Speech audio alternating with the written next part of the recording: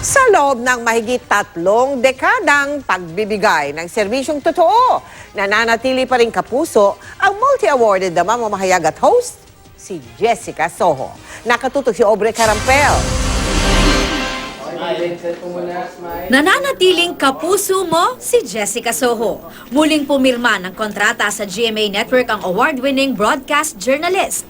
Present sa contract signing sina GMA Network Chairman and CEO, Attorney Felipe Gozon, President and COO Gilberto Duavit Jr., Executive Vice President and CFO Felipe Yalong, at GMA News and Public Affairs Senior Vice President Marisa Flores.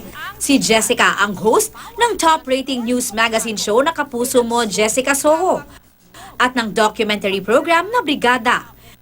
Siya rin ang anchor ng GMA News TV primetime newscast na State of the Nation with Jessica Soho. 34 years na po akong mga kapuso. Maraming salamat sa aking mga kasama sa trabaho at syempre sa mga namumuno po ng GMA Network. And of course, sa inyo pong aming mga manonood, maraming salamat po sa inyong pagtitiwala. Marami pa ho tayong mga pagkukwentuhan at marami pa ho tayong mga pag-uusapan. Salamat pong muli.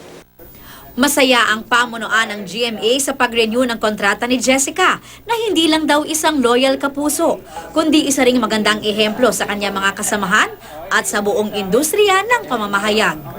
Tayo ay talagang nagagalak sapagkat ang programa ni Jessica ang #1 program sa lahat ng program ng GMA at ng mga kalaban nito.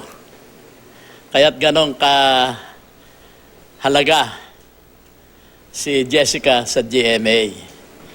Kaya talagang galak na galak kami na ipagpapatuloy natin ang kanyang more than 34 years dito sa GMA.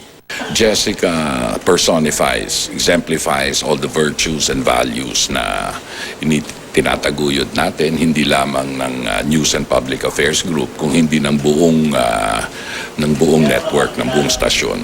Mapalad tayo na patuloy siyang magiging kasamahan natin. Alam niya ang gaano siya ka-importante also to the network and especially yung programa niyang KMJS na nangungulangan. Aubrey Carampel, Nakatutok, 24 Oras.